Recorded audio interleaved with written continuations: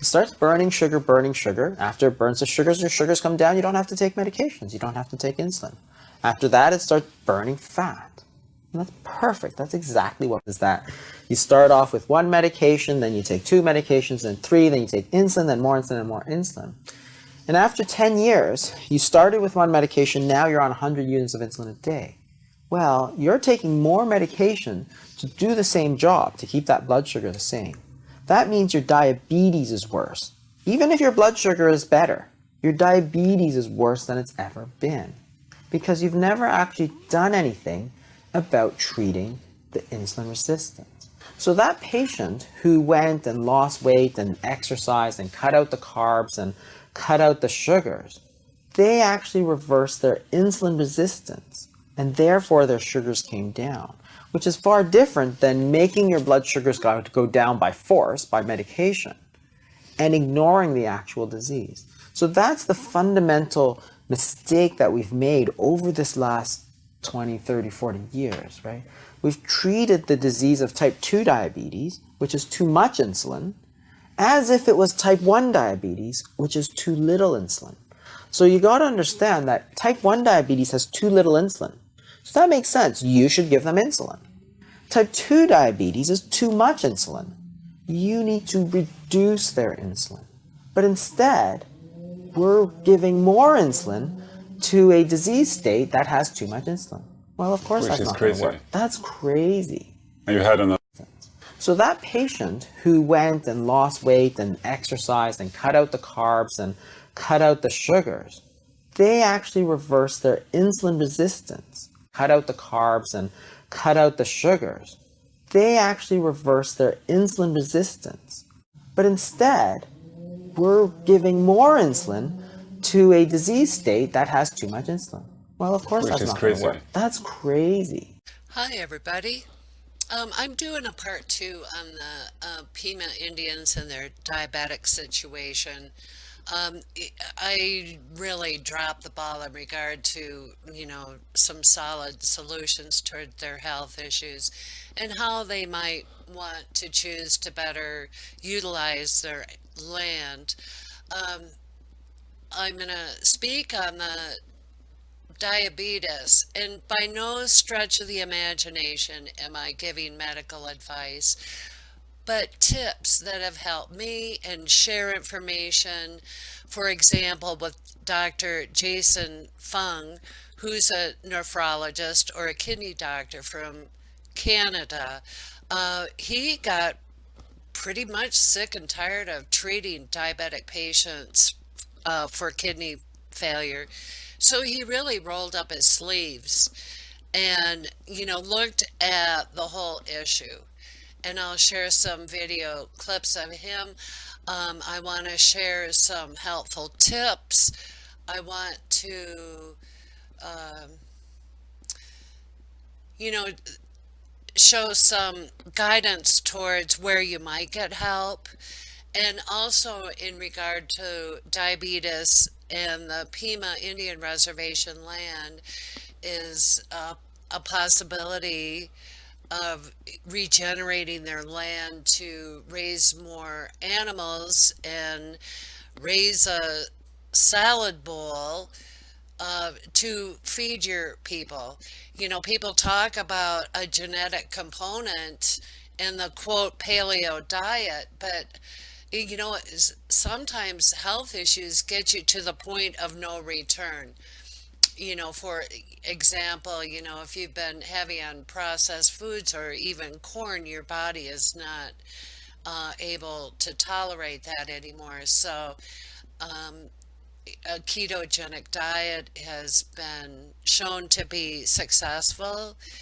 There's complaints out there, they don't know the long-term effects of it, but I would suggest, for a one-on-one person, if you could get this ship turned around in regard to diabetes, to, help regain your own health, who can complain about that? If you're facing these horrible complications. Okay, we'll listen to some other more wise people than me. Probably the biggest conundrum within the American Diabetes Association on a diabetic diet, this has gone on for 40 years, is that their recommendation to eat whole grain. And here they have potatoes on it, and it would include sweet potatoes, grains in general, including like oatmeal. They say how wonderful it is. Well, if it spikes your sugar, it's not so wonderful. So why in the world would they even put it on our plate? And here's where I think the conundrum comes in, is that once you're loaded up with diabetic medication, including insulin, well, your body needs to use that insulin so your blood glucose doesn't crash, hit the floor. So they're recommending these high carbohydrate foods to use up your insulin. So, and I do not take this lightly. So I'm going to give, and if you're in a position where you would need to adjust your medications and that type thing, I'm going to give you some helpful suggestions for that. But high carbs, no way, Jose. The 2019 ADA consensus paper was very encouraging because I did look at low carb and very low carb diet, as well as Mediterranean, vegetarian and vegan dash diet, paleo. Paleo is left blank, and I'm not sure why, if they didn't have enough data. Um, but vegetarian and vegan, it, it would really depend on what you're eating to reduce a diabetic risk and lower A1C. If you're deriving a lot of protein, say from pinto beans, they're very high in carbs. So I really don't know, what they're eating. Vegetarian might be eating cheese and egg, which would be a healthy choice. That's low carbohydrate, high protein. Um, but something um, completely lacking in the low carb, very low carb diet. Well, if you're going to reduce the A1C, would have to mean it's reducing your risk of diabetes. Why that wasn't checked off by them is beyond me. They are recognizing a low-fat diet isn't necessarily great. They say it reduces diabetes and weight loss, um, but you want to get that A1C in order. I mean, that's hugely important. And I just want to comment too, in regard to the diabetic plate. I think there might be a fear factor on actually getting help from your doctor because they don't want to get you hypoglycemic. There's not really a willingness to help people on a one-on-one to readjust their diet, which is totally unfortunate. I don't know how long the low carb, very low carb diet might actually hit the mainstream, but sooner would be better than later. I totally recognize that there's people out there that are going to need help getting that ship turned around, especially if you're taking medications.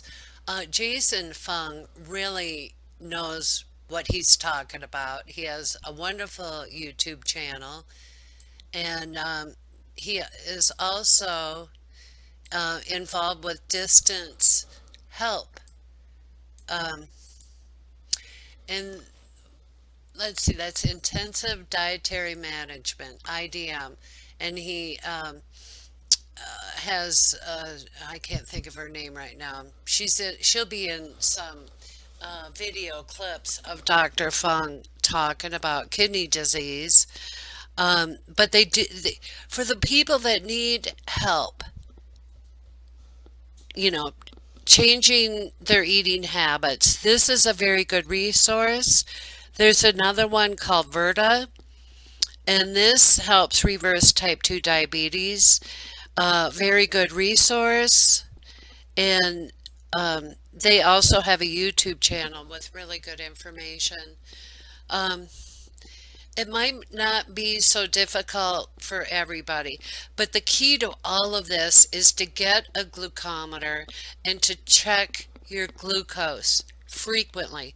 This is what helped me. I was at the front end of things. Was able to stop metformin and really checked my glucose often. I'm going to share one of my favorite YouTube channels also is Beat Diabetes, but I want you to also hear Dr. Fung talk about the kidney disease. And my kidneys were so far gone they didn't recover.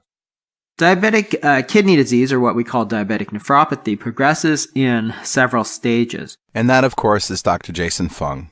The first stage from diabetes is that each stage takes roughly 5 years. That's just a general average. Sometimes it progresses more quickly and sometimes a little bit more slowly, but if you want to take an overall average, it takes about 4 to 5 years to progress through each stage. The total time from onset of type 2 diabetes to diabetic kidney disease is on average 15 to 20 years. But it can actually present before the diagnosis of diabetes itself. So the hyperinsulinemia, which precedes the diagnosis of type 2 diabetes, can actually cause a lot of kidney damage. So you can actually get kidney damage before you even see the diabetes. So I've had several cases in my career where I've biopsied kidneys because I saw a lot of protein in the urine, which is sort of a very common symptom of diabetic nephropathy. And people only had pre-diabetes. So I thought, well, that's very strange. So I did the biopsy, and lo and behold, when the biopsies came back, there was classic diabetic damage in the kidney. So yes, it can happen even before the diagnosis of type 2 diabetes. Megan had just started the long-distance program 3 years ago when John joined. His blood sugar levels were fantastic. His sugar levels would range from 4 to 5 all of the time. So they were under 90. They were between 70 and 90 for our American friends. He sent me a food diary every time we talked, and his foods are fantastic. So Megan was really wondering what this guy was doing in the IDM program. He had such great blood sugar, and he reversed his diabetes. Well, then John told me that he had stage 5 diabetic kidney disease. Stage 5 kidney disease occurs shortly before dialysis is required or a kidney transplant. And John is a man with a tremendous amount of common sense, and he said to me, he knows that fasting probably can't prevent dialysis or can't prevent his kidneys from completely deteriorating and him going into kidney failure. But he did say, if there's a chance I can get an extra day or an extra couple of days or even an extra couple of hours by introducing fasting into my life to help prevent this kidney failure, then that's okay. John had reversed type 2 diabetes on his own, just by doing research. In the UK, Arjun Panesar set up the diabetes.co.uk website, and I followed that. I followed their low-carb program, really to validate it, to see, and I found it agreed very much with what I'd already done myself. And I found, therefore, I could then recommend that to anybody who asked me for advice as a way to get started with low carb. And then Sam Feltham started the public health collaboration, and I joined that. And I've been to both the conferences. I met Jason Fung at the 2017 conference in Manchester. One of the things that sort of drives us at the intensive dietary management program is I don't really want to see anybody on dialysis from type 2 diabetes anymore. And it's 60-70% of the cases that go on dialysis are due to this disease. And the reason I always think that it's so hard to watch people do it is that One, it really takes over your life. That is, if you do hemodialysis, it's 4 hours, 3 times a week. You're basically just spending your whole life doing dialysis. So the collagen, the connective tissue, the skin, all that stuff that holds the fat cells, for example, that's all protein that needs to be broken down. So I think you need to go on the lower side if you have weight to lose. If you don't have weight to lose, then 0.6 to 0.8 seems perfectly reasonable to me. Again, if you are on dialysis like John, however, it's a totally different story because there's protein losses from various things like chronic blood loss and so on. So those are special situations. So even though John's kidneys were failing, by 2013, he had reversed his type 2 diabetes. I had been told at the renal and diabetes clinic not to experiment with that. So I went back 6 months later, and I was prepared to tell the endocrinologist that I wanted her to transfer me to one of her colleagues because I didn't want to see her again professionally.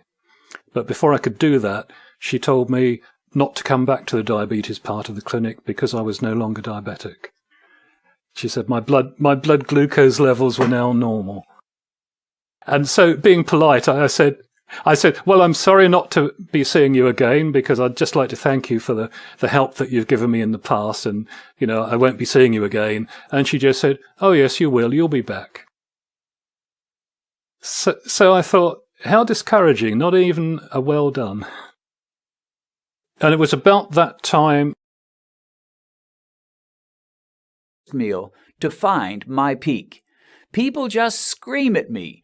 Don't you know that everybody says you must test at 2 hours, not 1 hour? 2 hours is what tells the story, they say, not 1 hour. Well, it may for some, but not for me, it doesn't. 2 hours does not tell the tale at all, because in my case, I usually hit my blood sugar peak at 1 hour. If I waited 2 hours before testing, I would miss out on what a particular food or meal is doing to me. Let me give you an example. A while back, I compared 2 different morning cereals, Cocoa Puffs and granola. Now, with the Cocoa Puffs, I actually peaked earlier than usual. I hit 198 in 30 minutes after eating the Cocoa Puffs. At 1 hour, I was already on my way back down and was at 182. At 2 hours, my blood sugar had gone down to 131. Now, if I only tested myself at 2 hours after my meal with the Cocoa Puffs and saw a reading of 131, I might think that Cocoa Puffs aren't too bad. But it wasn't at all good for me to send my glucose soaring to 198 at 30 minutes. Now, here's the deal. When I test myself after meals, what I'm looking to find out is one thing. What is the worst damage this meal will do to me, blood sugar-wise? Just how high is it going to spike my blood sugar? Research indicates that spiking our blood sugar too high, even if it does come down in a couple of hours, is not at all good for us. Having your glucose bouncing up and down and up and down like a rubber ball is not a healthy situation. People saying things like, well, such and such a food raised my blood sugar to such and such a number. And everybody's got an opinion on foods, and some people say, oh, you can cure diabetes by eating a bunch of starches. Well, be sure and test yourself and see what those starches are doing to you. I don't go for that myself. And the reason I don't is not because I've got an internal bias against starchy foods, but because my blood sugar meter has told me again and again and again and again and again and again that starches are not my friend. Now, if your blood sugar meter tells you starches are your friend, if you can eat a big old baked potato and an hour or two later when you tend to peak, you find out that you peaked at a 118, well, good for you. You're obviously not in the same category as me, but I sure can do it. Lots of opinions, but a simple blood sugar meter can give you the truth about your own situation. And let me say, some people try to suggest that because blood sugar meters aren't perfectly accurate, they're of no value whatsoever. And that is just plain wrong. Not the first part, that they're not perfectly accurate. I'll be the first to admit that. But to say that because they're not completely 100% perfectly accurate means you can learn nothing from them, well, that's just wrong. I've learned a tremendous amount from my blood sugar meter. And if I eat a baked potato and one day it tells me I got a 222 and the next day it tells me I got a 205, so what? In both cases, when I jump over 200, that is not a good thing for me. So whether it's accurate to the exact number and decimal, no, it won't be. But it can sure give you an idea of how you tend to react to foods. So don't use that cop-out that meters are not accurate and therefore have no value at all. They have a phenomenal value. Even a meter that's fairly inaccurate, some little cheap $10 Walmart meter, is better than no meter at all. Okay, another comment. On May 27th, I was diagnosed with type 2 diabetes. My blood sugar was 748. Wow, 748. I mean, that is phenomenally high. My A1C was 13. I watched your videos. I started your plan. I went to the doctor on September the 9th. So that's what, June, July, August, about 4 months later. I'm happy to say my A1C is down to 5.4. From 13 to 5.4. Are you kidding me? I mean, that's next to miraculous, and yet it's not really a miracle. It's just the right application of some very simple principles.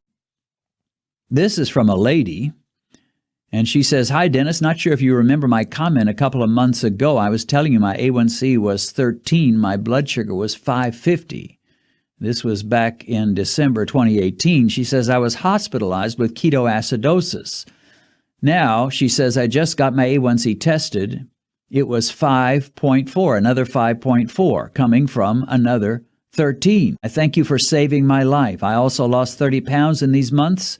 I ate very low carb and drank no sugary drinks for those months also. Low carb, no sugary drinks. Well, yeah, that makes sense. I did a lot of intermittent fasting as well. Aha, there's the second secret weapon. The low carb is one weapon. The intermittent fasting or time-restricted eating is another. He says, I'm off of diabetes medications. Goodbye, metformin. Wow. And, hopefully he's off because his doctor said you don't need it anymore. But that is awesome. He's got great numbers. And some people are taking like 4 or 5 diabetic medications and they can't get down into the 7s. They're struggling in the 8s, 9s, 10s. And he's down into the 5s and he's taking no medication anymore. Another comment, my fasting blood sugar was 110. Started fasting 48 and 72 hours. So 48 hours, 2 days, 2 24-hour periods put together. 72 would be 3 days fasting, so pretty serious fasting here. Blood sugar initially went up to 129 and 134. So he's normally at a 110 morning glucose, starts fasting and it goes up. Well, that can be depressing. Yet I've heard that again and again. So that's not all that uncommon.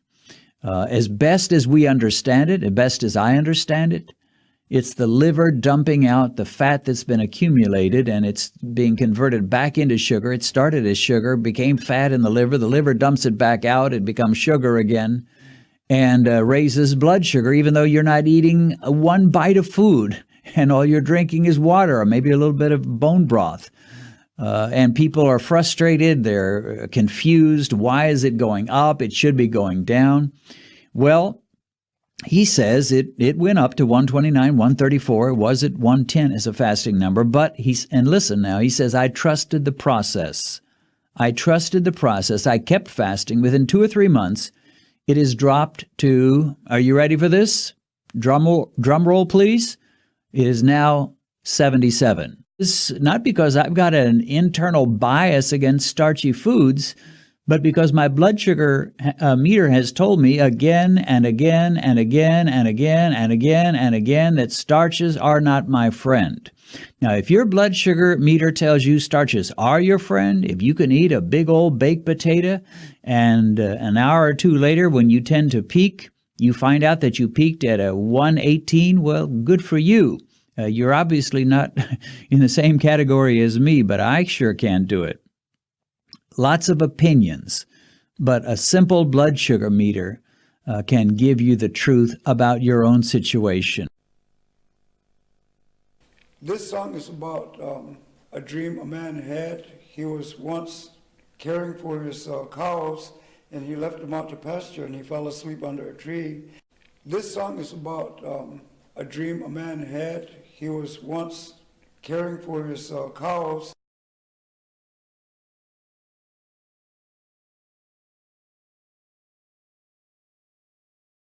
Herd has been immense, and basically it's about moving cattle on, or replicating predator-herd relationships before we are around even.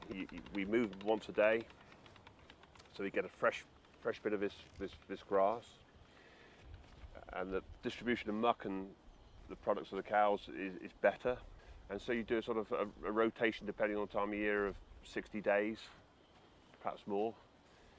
And a proportion, a third is trampled ideally, and a third's eaten, and a third's left to regrow.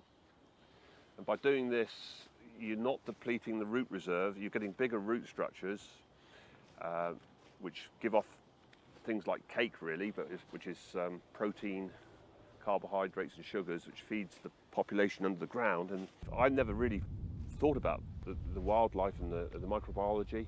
But by trampling it in with a heavy density, probably about 100,000 pounds worth of stock, can go up to 1 million even, but you have to move your fence 5 times a day then per acre. Traditionally we used to dry out on this farm, but now we've got this mulch cover and we've got long recovery periods. It's amazing how quickly after rain the water evaporates, but if you have this mulch on it, we can do an experiment now. If you put your hand under here, that is damp. And that's suitable for microbiological breakdown of this material. And what you're doing is sequestering and putting organic matter in the soil, which is really important. In fact, most soils, I would guess, especially arable soils, will be down to 2 or 3% organic matter. Well, I know when we had it tested, we were up to 8 or 9 here, and that's really exciting because that's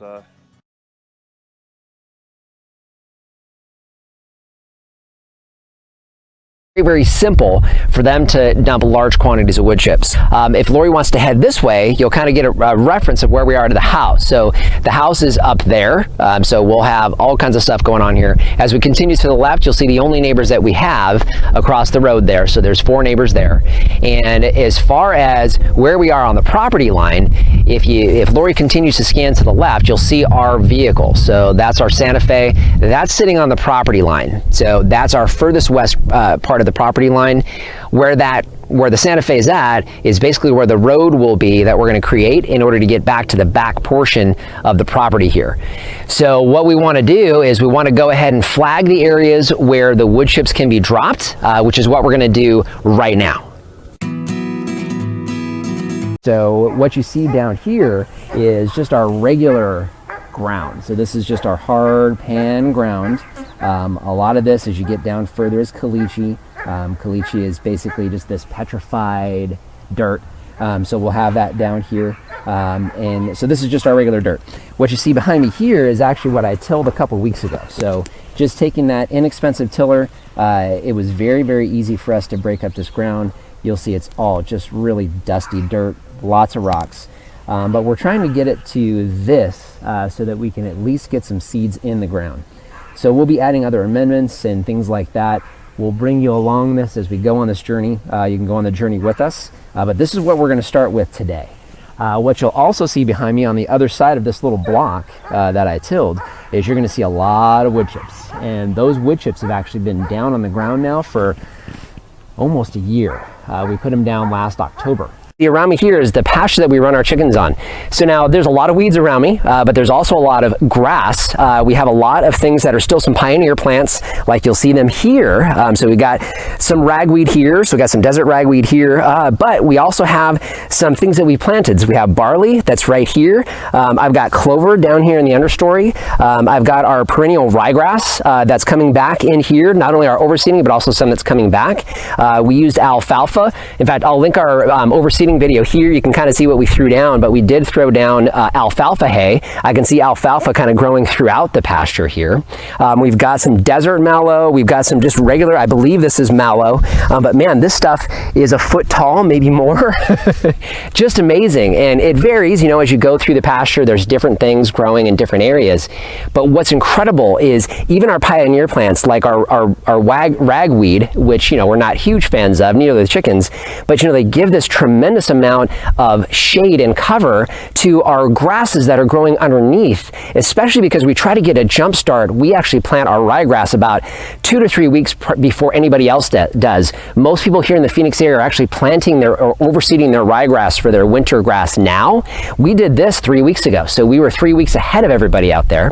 And what's amazing is the tremendous growth. So, you know, we run the chickens, they usually go over the area about twice in a season. Our season runs about 6 months.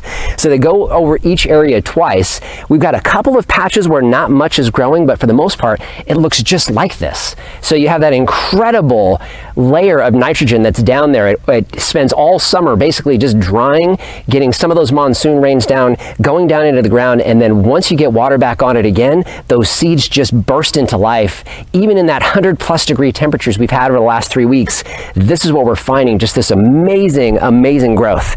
So, you know, if you guys don't follow us on a regular basis, you know, one of the things that you that do know is that we're going to be moving on to a 6-acre piece of land. And I'll link our 100th episode here where we talk about that.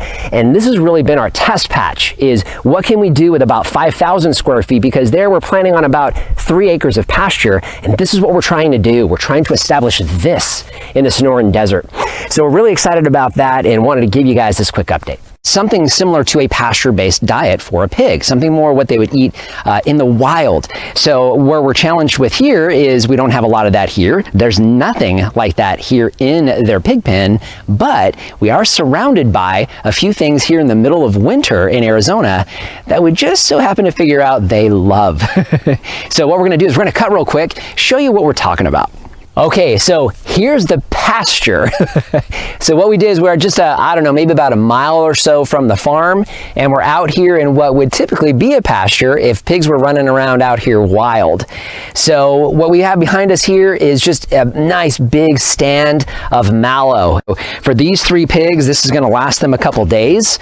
So we'll feed them this for the next couple of days, mixed in with the feed that they have, free choice. So let's see how they like the mallow. Pig, pig, pigs, pig, pig, pig. And we can get Bacon, our lazy one, who's taking a nap. So if Lori wants to get a close-up on this, you'll see they really do like mallow. So they'll come through and we've got some just regular, I believe this is mallow, but man, this stuff is a foot tall, maybe more. Just amazing. And or what, but you guys need to check out these open range cattle behind me. They're real curious as to what we're doing right now. I would try to get a little bit closer, but there's a couple bulls in there and I'm not going to mess with those. I'm not a cattleman at this point, but you can see they really enjoy being up on the wood chip pile. That's really kind of where they're surrounding right now. So we see them out in the middle of the night. They're constantly mooing around here and they literally dig in the wood chips and they find stuff in there to eat. So it's kind of... This song is about a dream a man had. He was once caring for his cows, and he left them out to pasture, and he fell asleep under a tree. This song is about a dream a man had. He was once caring for his cows.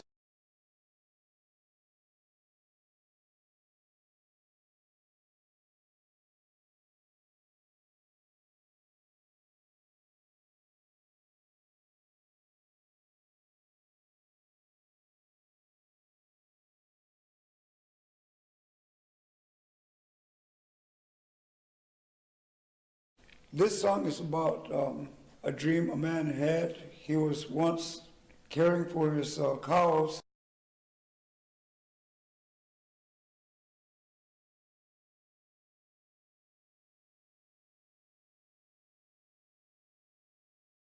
Than they have been. I'll give you $1 million. What would you do? Well, I'll tell you what I would do. I'd do it, you know. If I had to go to eating, you know, a hamburger and eggs for 3 meals, I'd do it. But of course, you don't have to just do carnivore. You can eat salads. But you can get anybody, almost anybody, can get their numbers down for a day, for a week, for a couple of weeks. And now it may take some time. I'm not saying it'll happen instantly, but almost anybody can see a difference almost immediately if they really wanted to. And if someone offered you $1 million to get your numbers down in, say, a month's time, most of you would do it. But guess what? There's nobody offering you $1 million. But how about $1 million worth of good health? $1 million worth of freedom from diabetes? How much is that worth?